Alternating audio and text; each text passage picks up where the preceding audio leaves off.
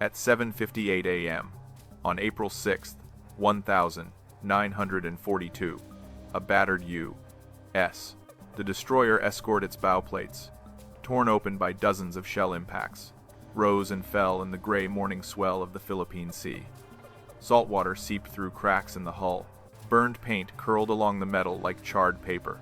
4 sailors stood on the forward deck, boots slipping on wet steel, staring at the impossible silhouette forming on the horizon. Yamato, the pride of the Imperial Japanese Navy, moving toward them like a floating mountain. The wind carried the sharp tang of smoke and hot oil. One sailor knelt beside a jagged opening ripped clean through the port side, big enough to crawl through. Another brushed metal flakes from his sleeve, hands trembling from adrenaline rather than fear. A third man leaned on a twisted railing, tracing his fingers along fresh impact craters scattered across the bow marks that looked like someone had fired a giant shotgun at point-blank range. They shouldn't have been afloat.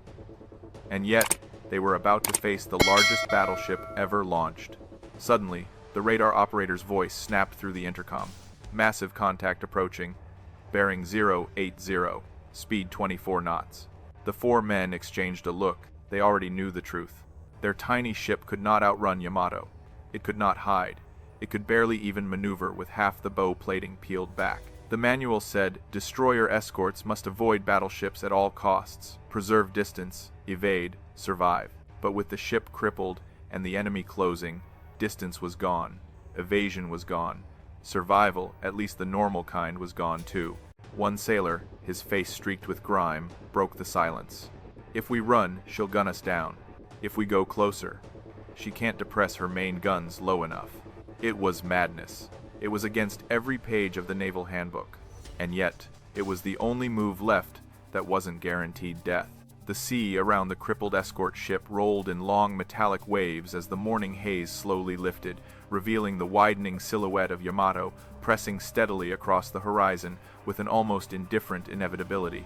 The ship's damaged bow dipped low with every swell, forcing the sailors to brace themselves against rails twisted by earlier impacts, while the deck plates vibrated with a tired, uneven rhythm that made the entire vessel feel like an exhausted animal struggling to stay alive. Dawn light glinted off the scattered fragments of metal embedded along the side of the hull, each one a reminder that the battle had begun long before they ever saw the battleship's towering pagoda mast rising through the mist. Below the forward deck, the bridge crew worked inside a narrow, smoke-choked compartment where the air smelled of burned insulation and salt water dripping through hairline fractures, and every station buzzed with anxious voices cross-talking over the static-ridden radio net.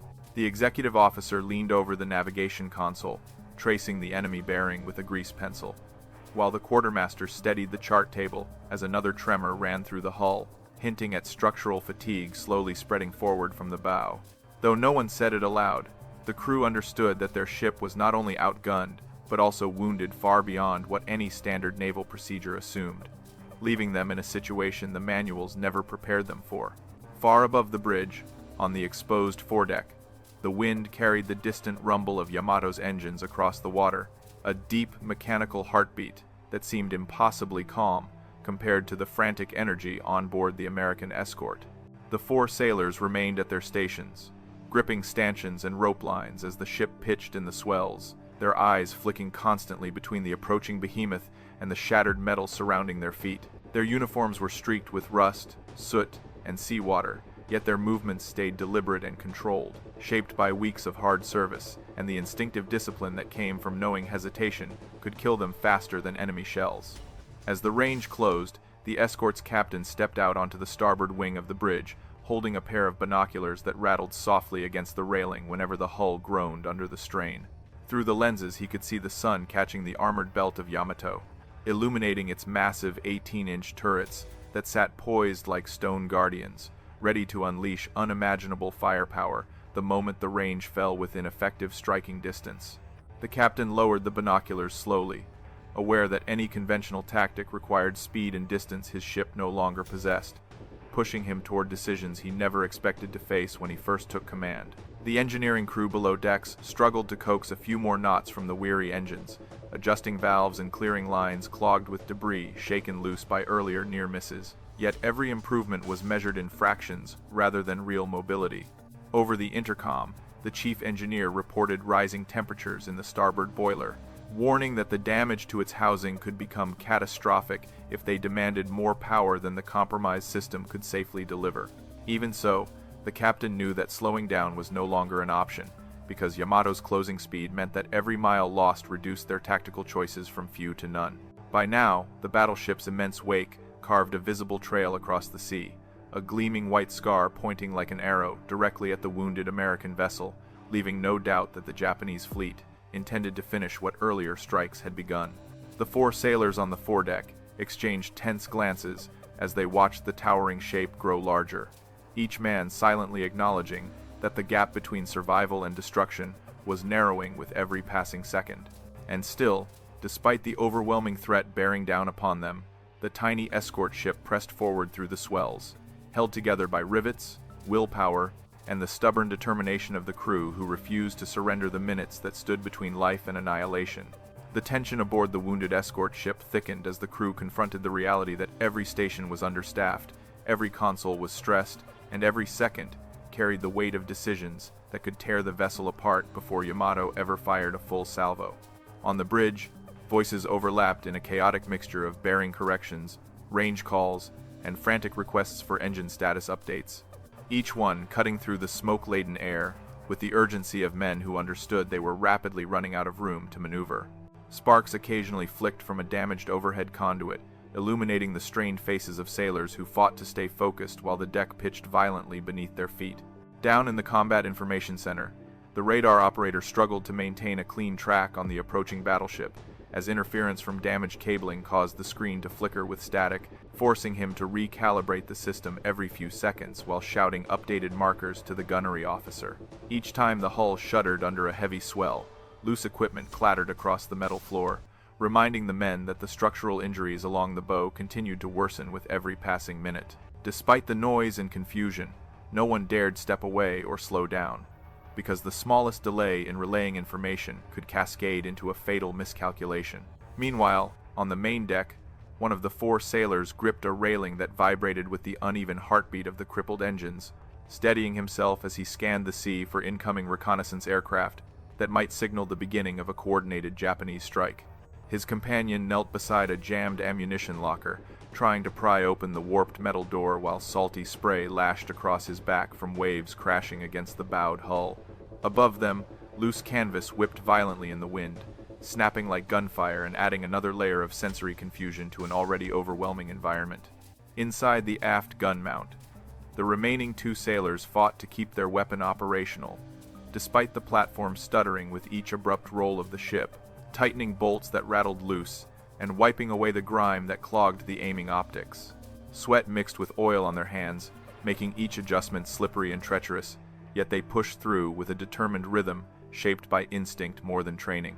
One man muttered a steady string of course corrections to himself, hoping to anticipate the ship's unpredictable lurches, so he could bring the barrel on target before Yamato's escorts advanced close enough to unleash their own guns. As the psychological strain built, the sounds of the ocean blended with the groans of the battered hull and the sharp metallic reports of tools striking metal, forming a dissonant symphony that amplified the sense of impending disaster. The ship's loudspeaker crackled with half-heard orders from the captain, whose voice carried a mix of steadiness and urgency as he directed the crew to redistribute manpower to key stations, while reminding them that discipline mattered even more when circumstances became chaotic. Every sailor instinctively recognized the truth behind his words, knowing that miscommunication in these moments could kill as swiftly as enemy fire. Despite the rising turmoil, a fragile cohesion held the crew together, manifesting in quick nods exchanged between the four sailors on deck and the unspoken understanding that each man depended on the others to keep the failing vessel combat effective for just a little longer. The ship lurched again as a wave slammed into the starboard quarter, sending a spray of cold water across the men and momentarily drowning out the hum of the engines before they sputtered back into their rattling cadence. Even with the chaos swirling around them, none of the sailors allowed themselves the luxury of hesitation, because they knew that Yamato was closing fast, and the time left to act was swiftly evaporating beneath the relentless pressure of the approaching threat. According to every naval manual carried aboard the escort ship, destroyer escorts were never intended to engage capital vessels directly, because their primary mission focused on screening convoys, hunting submarines, and providing limited anti-aircraft fire, rather than trading blows with battleships capable of leveling them with a single well-placed salvo. The doctrine emphasized maintaining distance whenever possible, relying on maneuverability and speed to evade threats vastly heavier than themselves, allowing larger American vessels to absorb the attention of enemy fire, while smaller ships stayed mobile and responsive. In calm seas and controlled scenarios, these principles formed a reliable foundation for survival, giving crews clear and logical steps designed to minimize unnecessary risks. The procedural handbook outlined every action in neat, numbered sequences that reflected decades of refined naval thinking, instructing officers to assess enemy displacement, firing arcs, and engagement envelopes before committing to any course that might place the ship within the devastating range of heavy guns. When encountering a battleship, the manual insisted that destroyer escorts should remain at least several miles outside the primary battery's effective horizon, weaving evasively while maintaining constant communication with friendly forces capable of mounting an appropriate counterstrike. By following these guidelines, even a lightly armed vessel could survive long enough to relay crucial intelligence, buying time for the fleet to reposition and respond. Inside the bridge, those principles echoed through the clipped voices of officers who recited procedures almost reflexively, reminding each other to maintain bearing discipline, verify radar data, and keep the damaged bow angled away from the direction of incoming fire. The captain's eyes flicked between the operations manual, lying open on the navigation table, and the shattered horizon where Yamato's towering superstructure loomed closer, forcing him to reconcile the difference between the calm logic of printed instructions and the violent reality unfolding across the sea. He knew the book emphasized predictable maneuvering patterns, steady throttle adjustments, and maintaining a tactical buffer, none of which aligned with the ship's crippled engines and compromised steering system. On the aft gun mount, the sailors worked within the framework of their own procedural checklists, performing rapid inspection sweeps meant to identify misfires, alignment drift, or power irregularities before attempting sustained fire. Their routines flowed from muscle memory, shaped by countless hours of training that taught them to prioritize clear firing arcs, safe distances, and stable footing, guidelines which now felt almost mocking as the deck pitched sharply and the wind lashed burning salt into their eyes. Each man understood that their weapon was never designed for duels with armored giants, but the manual demanded operational readiness regardless of the circumstances, compelling them to maintain focus even while the hull shuddered with every wave. Below decks, the engineering crew cycled through emergency procedures intended to stabilize propulsion under limited damage scenarios, adjusting pressure valves and torque regulators in accordance with protocols developed for situations far less extreme than the unfolding engagement. The handbook emphasized incremental changes, cautious temperature monitoring, and avoiding strain on compromised machinery, yet the approaching threat left them with no choice but to push the equipment beyond any safe threshold established by the designers. Even as warning gauges crept toward dangerous limits, the engineers maintained their disciplined cadence, balancing the letter of the manual with the stark reality of their dwindling options. Despite the crew's adherence to procedure, the logic underpinning the manual revealed its critical flaw. Every rule assumed a ship in stable condition, operating with full manpower, and supported by nearby friendly assets. None of the guidelines accounted for a torn-open bow, 4 gunners covering multiple stations, or a battleship closing the distance faster than the ship could retreat, leaving the men trapped in a scenario the doctrine never imagined.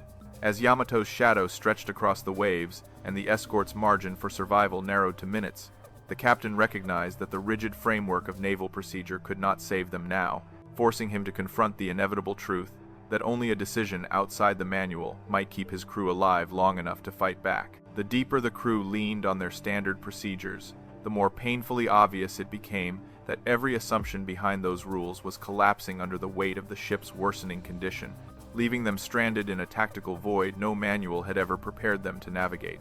The escort's bow had been so violently torn open by earlier engagements that any attempt to increase speed caused the compromised plating to flex unnaturally, producing a resonant metallic groan that vibrated through the entire hull like a warning bell announcing its own structural surrender.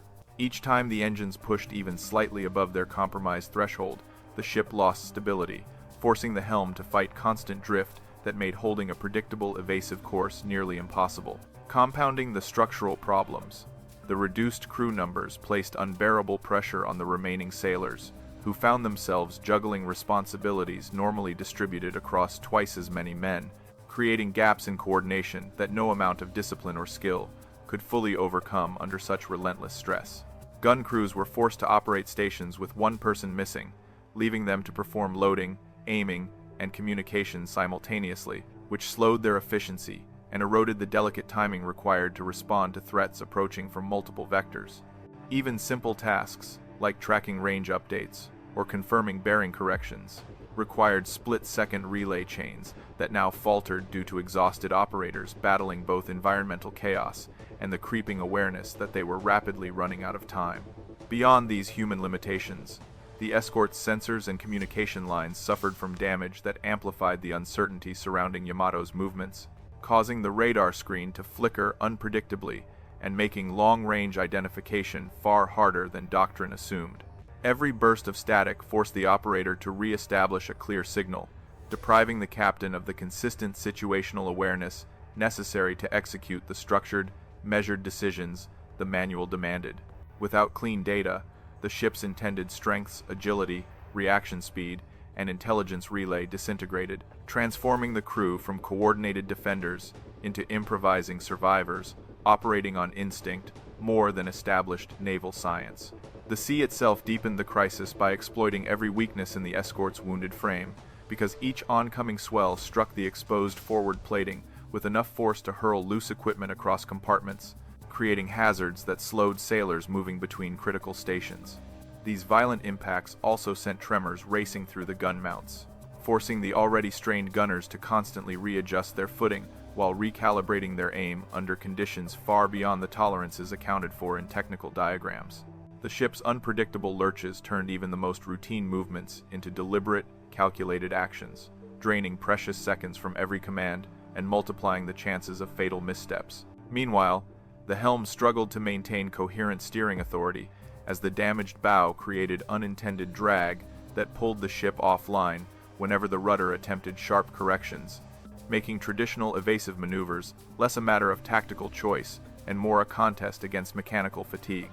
This degrading responsiveness stripped the captain of the ability to execute the clean, rehearsed patterns outlined in the manual, forcing him instead to rely on rough corrections dictated by intuition rather than doctrine. Each failed attempt to bring the ship into a stable defensive posture reinforced the unavoidable truth that the vessel no longer behaved like a reliable naval asset, but rather like a stubborn, unpredictable machine resisting every effort to control it. As Yamato closed the distance with steady, methodical confidence, the escort's fragmented procedures revealed their fatal vulnerability. None of them accounted for a scenario where the ship was damaged, undermanned, and cornered by a capital vessel, capable of obliterating them within seconds of acquiring a stable firing solution. The manual had envisioned an orderly system of tactics, communication, and maneuvering, but the battlefield unfolding across the Philippine Sea had shredded that system completely, leaving the captain staring at a situation where the only remaining options lay outside every rule he had ever been taught to follow. In that moment, he realized the truth that would shape the next decision he made. Survival would require a choice, not sanctioned by doctrine, because the standard approach had already failed them long before Yamato ever came into view. The moment the captain understood that traditional doctrine offered no path to survival, a heavy silence settled across the bridge, broken only by the rhythmic clatter of loose metal rolling along the deck as the ship lurched through another violent swell. The men around him continued executing their procedures with disciplined urgency, yet the captain sensed that every practiced motion represented a system rapidly decaying under pressures it was never built to withstand. Yamato's growing shadow on the horizon confirmed that the escort had mere minutes before the battleship's immense guns reached their optimal firing envelope, making the choice between following the manual and abandoning it entirely more urgent than any decision he had faced in his naval career. As he studied the wounded vessel beneath his feet, the captain realized that the same damage crippling their maneuverability also created an unexpected opportunity, because the failing bow forced the ship into a naturally lower profile that might slip beneath the ideal targeting angles of Yamato's towering main guns. The manual had never contemplated exploiting structural damage as an advantage, since doctrine assumed ships stayed fully functional until the moment they ceased to exist. But the captain understood that their best chance lay in embracing the chaos, rather than pretending they could still operate within normal tactical boundaries. This insight formed the seed of a strategy so reckless and counterintuitive that he hesitated before speaking it aloud, fearing the crew might mistake desperation for madness. Nearby, one of the 4 sailors gripped a railing and shouted information up toward the bridge, describing how the escort's constant tipping created unpredictable angles that forced them to brace every shot with improvised adjustments, yet also seemed to complicate the firing solutions of distant Japanese gunners. His observation echoed the captain's growing suspicion that unpredictability, rather than stability, might grant them a fleeting defensive edge, especially if they could maneuver close enough to exploit the blind spots formed by Yamato's massive armored superstructure.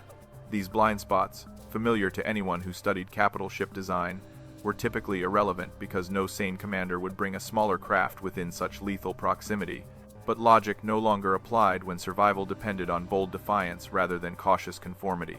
The captain finally voiced the idea forming in his mind, explaining with deliberate clarity that their only viable option was to accelerate directly toward Yamato and slip beneath the depression limits of her forward main batteries.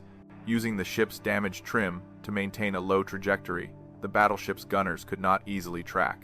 Shock rippled across the bridge as officers processed the enormity of his proposal, recognizing that such a maneuver violated every established tactical principle and carried a high probability of catastrophic failure long before they reached the enemy vessel.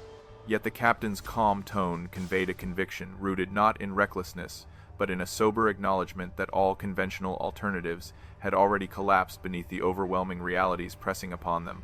Down on deck, the 4 sailors exchanged uneasy glances as the new orders filtered through the intercom, their expressions shifting from disbelief to reluctant acceptance, as they realized their fate now hinged on executing a maneuver few naval officers would ever dare attempt.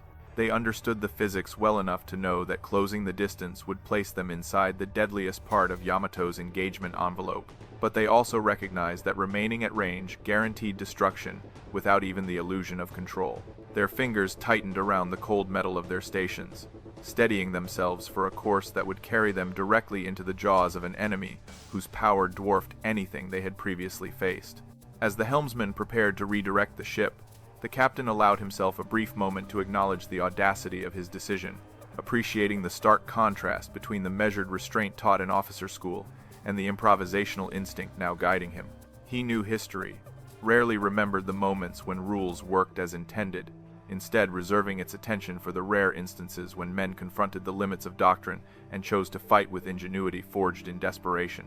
With Yamato closing relentlessly across the turbulent sea, the captain committed fully to the only strategy that offered even the slimmest chance of survival, setting the stage for a maneuver that would defy expectation, challenge physics, and transform 4 ordinary sailors into the unlikeliest combatants in one of the Pacific's most lopsided encounters. The moment the helmsman committed to the captain's unorthodox course, the escort ship lurched violently to port, its damaged bow carving an uneven arc through the rising swell as the engines strained against limits they were never designed to exceed under such conditions. The sudden shift in momentum sent tools, loose casings, and unsecured equipment skittering across the deck, forcing sailors to brace against nearby bulkheads while the vessel groaned in protest, like a wounded animal dragged unwillingly back into the fight.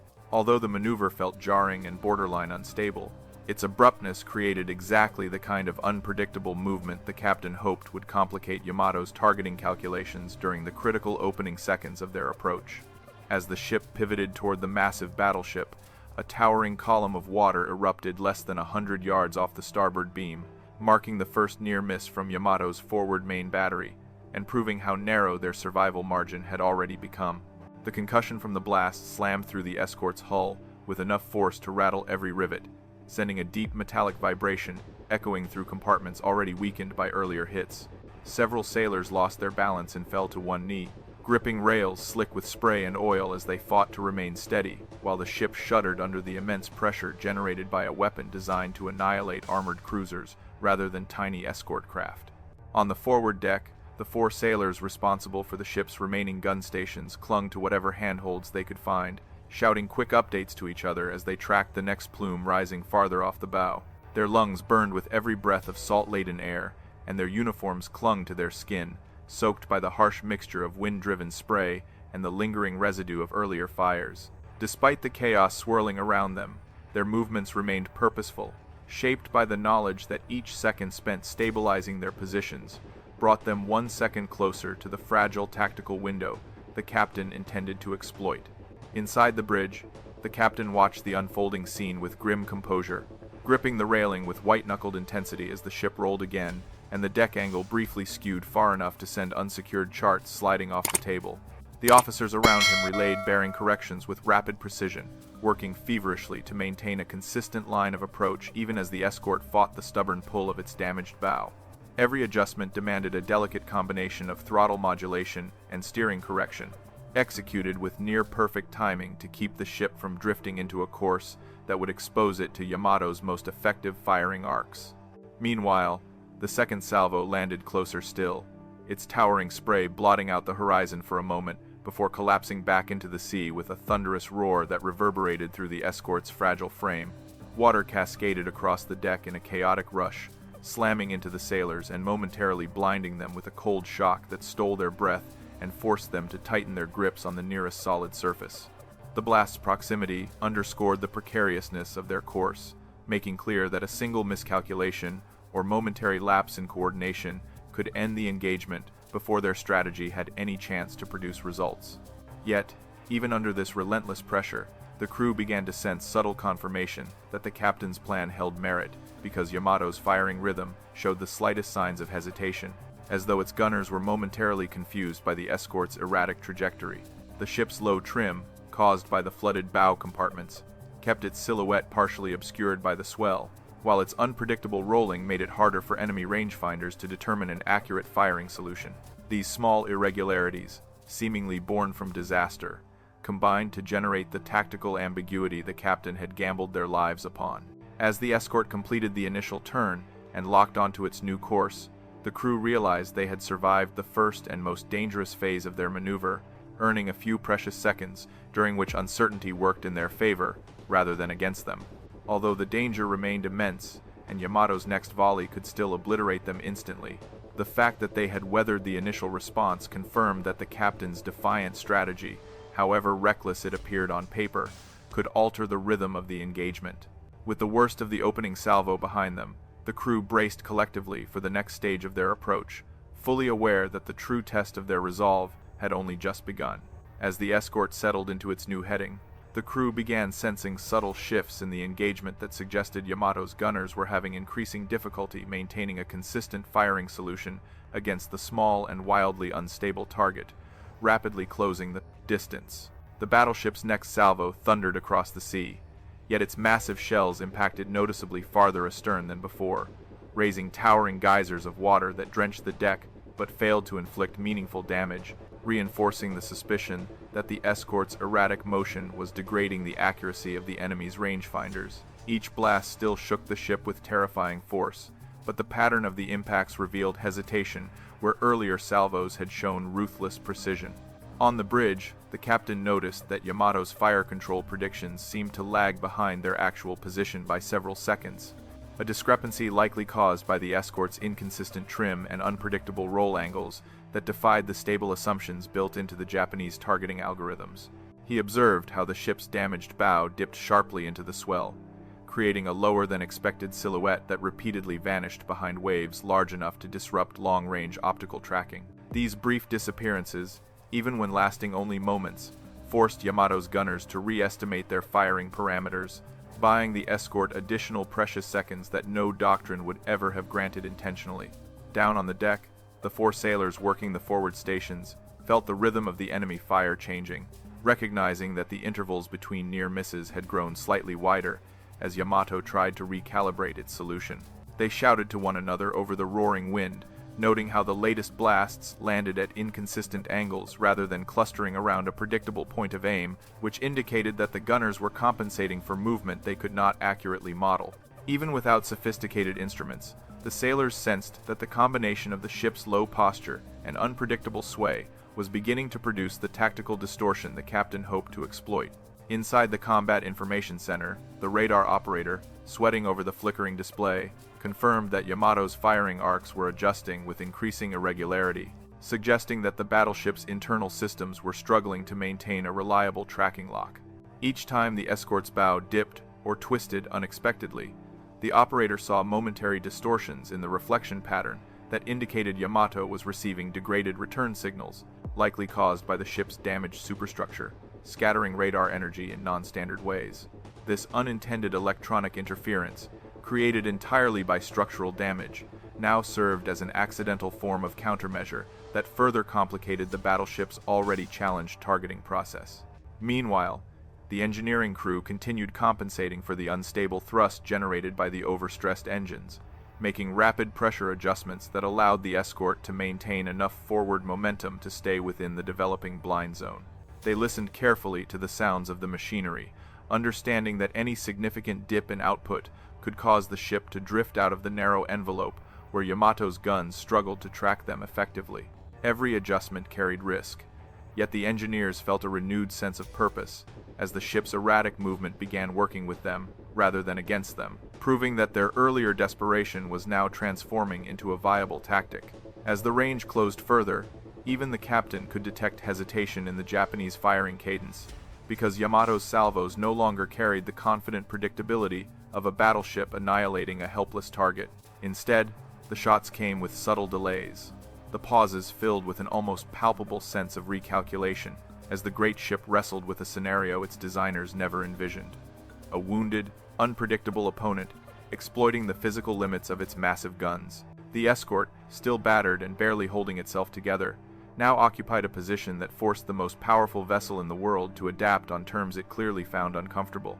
For the first time since the engagement began, the crew felt the faintest spark of belief that their improbable maneuver might actually succeed, not because their ship had grown stronger, but because they had managed to drag Yamato into a narrow sliver of tactical uncertainty, where its overwhelming advantages no longer guaranteed immediate victory.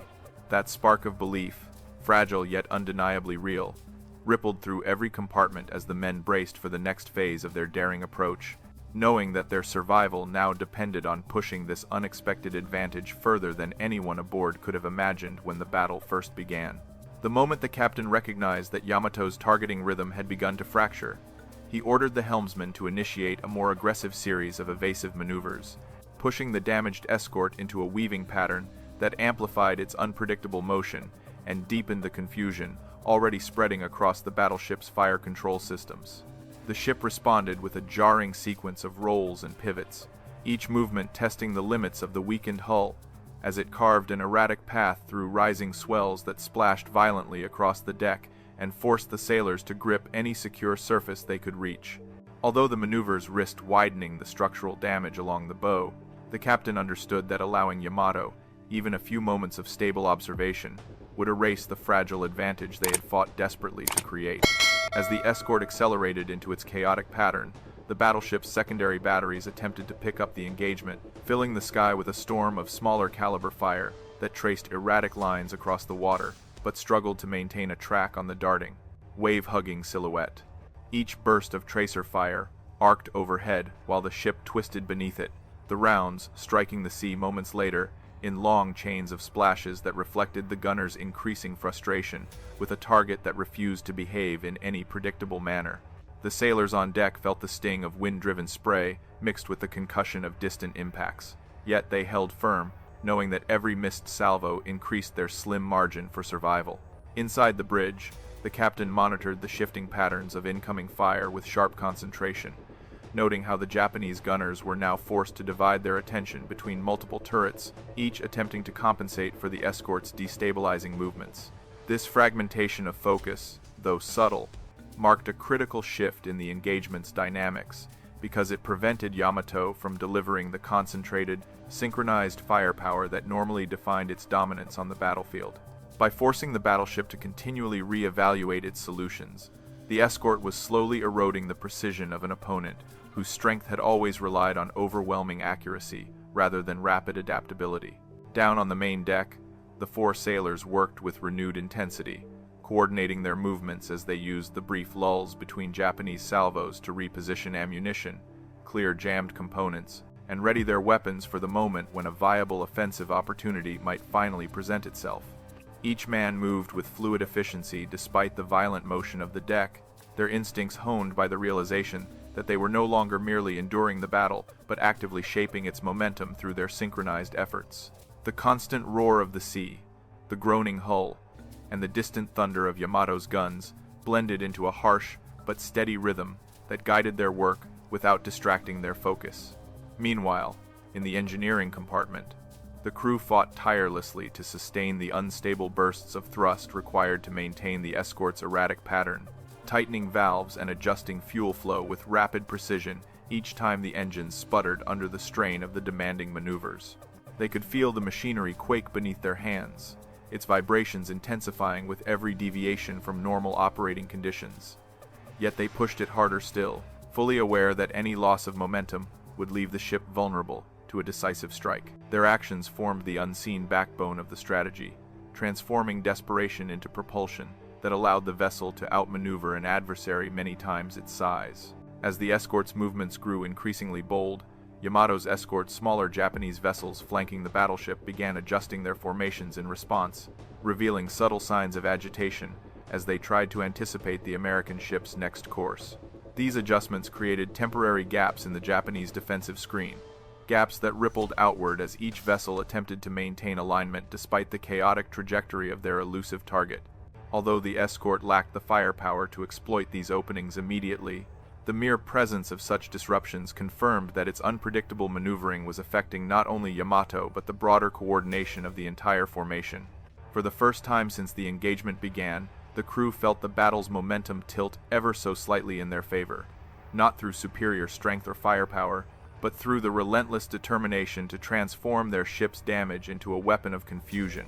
Each successful evasion, each disrupted firing solution, and each fractured formation movement strengthened the fragile belief that their audacious strategy could destabilize the enemy long enough for a decisive opportunity to emerge. With the distance between the two vessels shrinking and the tactical landscape shifting with every passing second, the men braced themselves for the next phase of the fight, fully aware that the most dangerous moments still lay directly ahead. As the escort surged deeper into Yamato's vulnerable approach angle, the captain recognized the fleeting instant he had been waiting for, a narrow sliver of opportunity when the battleship's massive turrets could no longer depress far enough to maintain accurate fire. He seized the moment without hesitation, ordering the helmsman to commit fully to the attack vector that carried them dangerously close to the armored Titan's port bow, where the imposing bulk of its forward superstructure created a blind wedge untouched by the lethal precision of its primary guns. The ship responded with a shuddering lurch, its hull vibrating with the strain of maneuvering at a speed dangerously near the limits of its damaged frame, yet still holding together through sheer mechanical stubbornness and the willpower of the men guiding it. On the foredeck, one of the four sailors braced himself against the violently pitching deck, feeling the ship's bow dip so low that seawater flooded across his boots before draining off in foamy sheets. He clutched the railing as the world momentarily tilted around him, then pushed himself upright with deliberate determination, knowing that the approach angle would soon become steep enough to give their forward gun a narrow but crucial line of fire. His fellow gunner shouted a quick bearing adjustment, pointing toward the small cluster of exposed fittings along Yamato's lower forward section that had become visible as the distance between the two ships continued to collapse at an alarming pace. Meanwhile, the gun crew strained to stabilize the weapon mount, fighting the ship's unpredictable roll as they prepared for the precise shot that could influence the entire engagement. Sweat pooled beneath their collars as they adjusted elevation controls with steady, disciplined movements, each turn of the crank bringing the barrel closer to alignment despite the constant tremors coursing through the deck. They had practiced similar drills countless times under controlled conditions, yet nothing in their training resembled the raw chaos of aiming a deck gun while racing beneath the looming shadow of the largest battleship ever constructed. Inside the bridge, the captain watched the rangefinder numbers shrink rapidly, aware that the moment of maximum danger was now converging directly with the moment of maximum opportunity. He felt the vibrations of the ship's straining engines echoing beneath his boots, reminding him that the vessel's structural limits had been stretched far beyond anything its designers envisioned. Still, he held firm, knowing that if the plan succeeded, they would force Yamato into a reactive posture that might buy enough time for reinforcements to intervene. or for the escort to slip away into a less exposed position. As the escort knifed through another violent swell, the gun crew finally locked onto their target, a narrow assembly of external equipment positioned near Yamato's forward fire control sensors. The gunner shouted confirmation, and with a brief nod from his loader, he pulled the firing lever, unleashing a thunderous report that momentarily drowned out even the distant roar of the battleship's engines. The recoil jolted the sailors backward as the shell streaked toward its target, cutting across the gap in a brilliant arc, before striking the massive hull with a sharp metallic flash, followed by a burst of sheared plating scattering outward like a spray of molten fragments. A moment later, Yamato's forward observation deck flickered with unexpected activity as crew members scrambled to assess the sudden disruption, confirming that the impact had struck a sensitive component critical to coordinating the ship's primary battery solutions. The battleship's next salvo landed well wide of its intended mark, signaling a brief but unmistakable breakdown in targeting cohesion. For the first time in the engagement, the towering vessel appeared momentarily vulnerable, its immense precision dulled by a single well-placed shot delivered from a craft barely a fraction of its size. That hit, though small in comparison to Yamato's immense scale, carried an outsized psychological effect across the escort, galvanizing the crew with a surge of adrenaline and disbelief at their own audacity. The sailors exchanged quick, triumphant glances, their fear momentarily eclipsed by the realization that their daring plan had shifted the dynamic of the encounter, however slightly. Though still trapped within the lethal reach of Yamato's arsenal, they had proven that even the mightiest battleship could be forced to react when confronted with unexpected ingenuity and relentless determination. The moment Yamato's fire control faltered, the escort's crew sensed the fragile shift in momentum, recognizing that the battleship's temporary confusion created a rare and precarious opening in an engagement where every second had previously belonged entirely to the enemy. The slight delay in Yamato's next salvo revealed a disturbance rippling through its internal coordination, forcing its gunners to compensate for the unexpected hit that disrupted the delicate chain of calculations guiding its immense firepower. Although the battleship still dwarfed them in both size and lethality, the growing hesitation in its rhythm signaled that the escort's audacious maneuver had cracked the veneer of invincibility surrounding the massive vessel.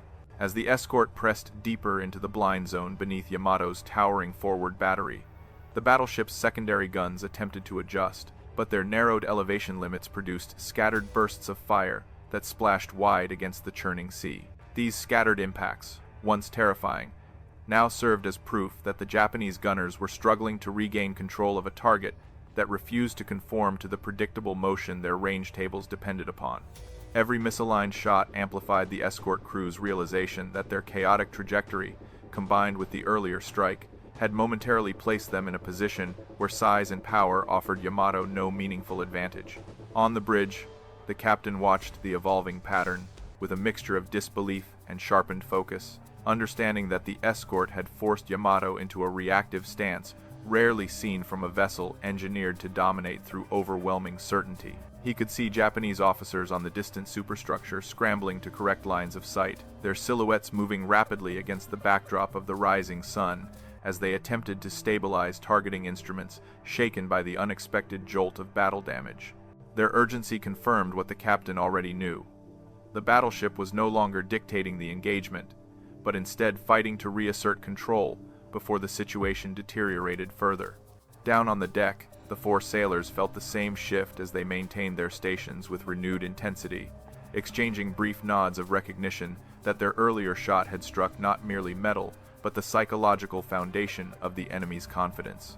They continued adjusting their equipment in anticipation of a potential follow-up strike, using every fleeting moment of disrupted enemy fire to reposition ammunition and reinforce their footing on the trembling deck. Despite the exhaustion weighing on their limbs, the spark of possibility that now flickered among them fueled an unexpected burst of determination that helped push aside the fear threatening to erode their focus. Meanwhile, the engineering crew below fought to stabilize the engines, knowing that the ship's erratic pattern had become the most valuable element of their survival and could not be allowed to collapse under mechanical strain. They adjusted fuel mixtures and pressure valves with disciplined precision, forcing the battered machinery to maintain enough thrust to sustain their narrow tactical advantage.